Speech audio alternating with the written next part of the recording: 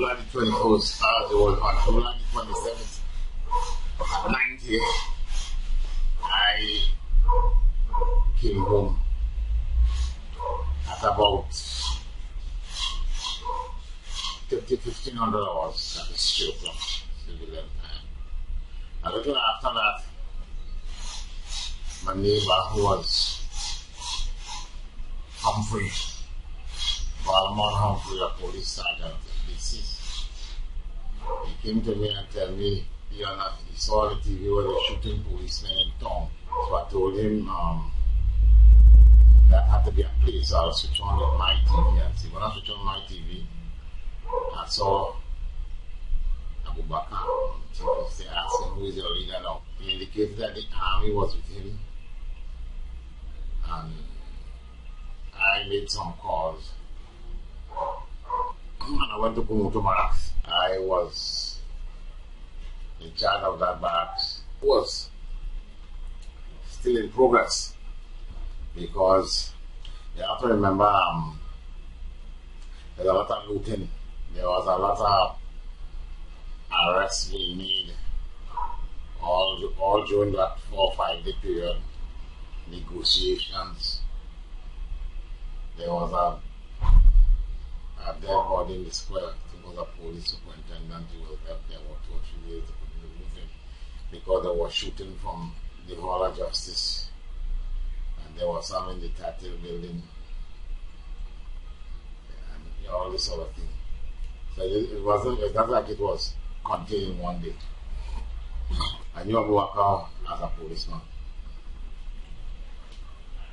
He was a mounted branchman. And I was a young soldier. So he used to patrol. We were doing duties, Governor General Guard duties, and he was doing mounted patrol in the gardens, botanical gardens. That's how he used to come at the post. Because of those type of action, we are a little more liberal here. Most people wasn't surprised that he would have gotten off.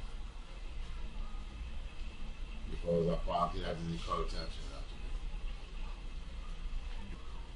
Robinson seemed that he was prepared to die for his country. Robertson was prepared to die for his country, but not prepared to die. The remainder of the country wasn't prepared to die for the country. The soldiers were prepared to do the job.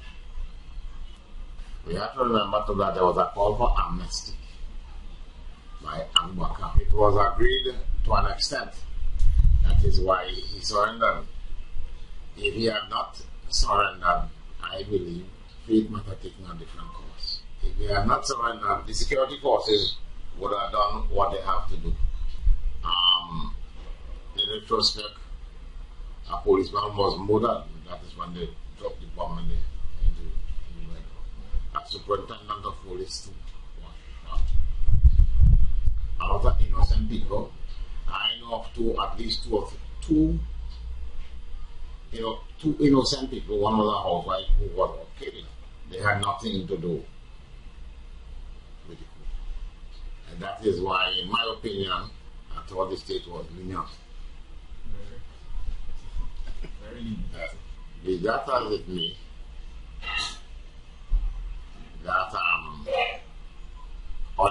group of people still view themselves as a power. We just saw the interviews. Let us briefly speak about the causes of the coup, the 6-day siege, the impact of the coup on the country, and a brief conclusion on the coup. Well, you guys, there were many factors that influenced the coup that occurred on July 27, 1990. These were incidents prior to the coup itself, such as the oil boom in the mid-1970s, and our prices of the oil quadrupled. Due to wastages of our revenue plummeted in the 1982, and there were wastages of our revenue, which brought us into a recession in 1983.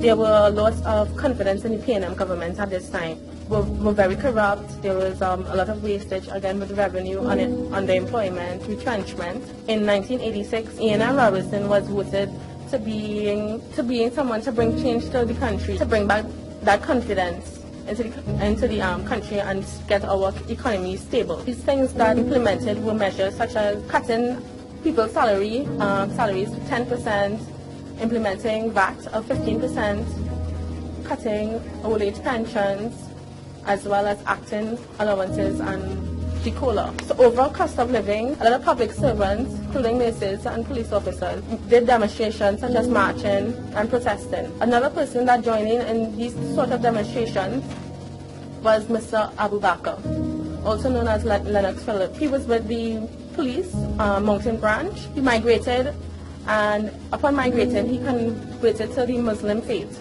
Upon returning to Trinidad is where he came back being as like a father figure in the Muslim community, and reached out to children, homeless people, and gave children a place to come to go to school. However, he became very aggravated with the government when they tried to reclaim lands that was given to the Muslim community. And there was also an occurrence where woman police constable Bernadette James allegedly witnessed ministers at the airport having drugs. She went to the police commissioner, but he turned her away, being very adamant that things like that he could not carry on and make complaints where he could have actions that were necessary. So she went to Mr. Abu Bakr. 4 days after going to him, she mysteriously got killed in a reenactment battle at the Shagaramas Tetron days. This really fueled Mr. Abu Bakr with his concerns for the country and the government and the victimization that was being done to people. Okay, now we'll go on to the 6-day siege. Well, as we know, on the Friday 27th of July 1990, there was a coup. The coup began, whereas the Jamaat al-Muslimi took over the country. Mr. Bilal Abdullah was assigned to the Red House, and Mr. Abu Bakr was assigned to TTT.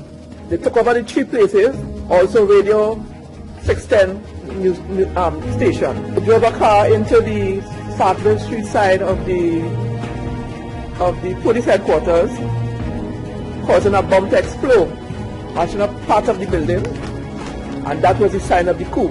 They also had exchange of gunfire in the Red House, where the soldiers, when the soldiers realized, the police and the soldiers, when they realized that something like that was happening.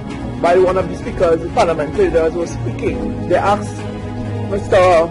Ian Robinson at the time to go their way, but he knelt down and with the gun to his head, and he said, "Tell the armed forces to attack with full force." Abu Bakr ended up talking on the radio, saying that he has taken over the country. He wanted the people of the country to be calm and collective. He wanted them to not to do any looting, but like he already said, don't do it. That was the time people really started to loot, because they were now part of Port of Spain, where people started looting, and all these sort of things. While that was going on out there, the gunfiring kept going on in the parliament, in which Ian Robertson got shot on his leg, on his ankle. Due to him having diabetes, after a number of days, Abu Bakr's 2 men took him out in the middle of Abercrombie Street for the ambulance to take him up. He never gave up, in the sense that he showed that he was a strong leader in that way also, by not saying to give up and to surrender our country, because by now we may have been a Muslim state. Let's go on to the effects of the coup. Well, as Bernadette said, that it was a really sad time, and as she mentioned that they had a lot of looting and other buildings were on fire, and the president responded to this by issuing a state of emergency and imposing martial law. The estimated cost of the arson and looting was approximately $450 million. And even though a lot of businesses were affected, banks didn't compensate these business people, so a lot of them went into bankruptcy. Among the people who were killed, there was reported that 24 people were killed and 150 people were injured. Leo Devines, he was at the MP for Legomartin Central at that time, and he was killed. Hospitals were tremendously packed and busy with a lot of people who were injured and a lot of deaths. Right? And a lot of people may have fallen ill and even died due to the aftermath, because the coup presented to them, it was it psychologically affected people. It traumatized them, because a lot of people, they lost their business, and it wasn't easy for them to take, seeing their business going to the ground. And also no counseling was provided to the victims or the families of the deceased victims. Exactly. And then even though you could put a price on compensation for the losses of businesses, you cannot put a price on compensation for the loss of lives. So a lot of families lost their relatives on that day as well. Right? Another impact of the coup was that the legal system of Trinidad and Tobago, it was affected because it couldn't function, as how it would. It couldn't function effectively because a lot of documents that were pending for cases, they couldn't be recovered. Right? Another industry that was hit was the foreigners and the traders. They weren't interested in doing transactions with the country because they considered it to become economically and politically unstable. The country, the Red House and the police headquarters were restored, and the Red House, as you know, is undergoing restoration. And another impact as well was that the National Security Ministry, they had upgraded their ministry by including a new service such as the SWAT. They introduced that in order to ensure proper security for its citizens. Now we will look at the impact on the country. Well, some people may look at Abu Bakr as a type of anti-hero because he is his community leader feeding the poor, sheltering the homeless, and here is his government cutting wages, taking land that was being already given out, and causing unnecessary taxes. And the government was seen to the public as wasting the money. So here is Abu Bakr in a position to take a stand, which he did. And there are men who don't have the power to do that, but he was one of those men. Those men are not really found every day. People may not admire his action because a lot of people died, businesses never recovered from the looting, buildings closed down. But a clear message was sent. Because in the 1980s, the oil prices were down. Today, the oil prices are down again. And the difference is that the government is now communicating with the public, explaining the reasons for the taxes. And have a level of understanding between the government so and that might be because they learn a lesson from what happened. I believe that this may be one of the procedures taken for that to not happen. Right. Because the citizens wouldn't feel oppressed and dissatisfied with this government anymore. The only reason Abu Bakr is alive today is that he was wise enough to sign that amnesty. Because in any other country, he would be dead. If he had died in that coup, some people may have seen him as a martyr. A person who died fighting for his country. But the rest of the public still sees him as a terrorist who tried to take over the country at all over the world. So in conclusion, we could say that 1990 coup was an attempt to eventually alleviate the stress that the people were under. It was still a bloody and violent attempt to overthrow the government, with far-reaching negative effects on the normal citizens and those in the government who would have been victims. Before the 1990 coup, the country was like a massive pressure cooker with a lot of pressure building up due to earning less money than people were accustomed to and having to deal with much higher cost of living, and having no way to have your voice heard because they had lost trust in the government, they weren't being communicated to, and there was really no outlet. Abu Bakr tried to bring change, and that was the way that the pressure was released during the 1990 coup. So even though it was a very negative event, at the end of the day, the voice of the people was heard. But it was, when you look at it, it could have been avoided. It did not have to happen. So we have learned our lesson from 1990. Okay? Yes, I think so. yes, we have.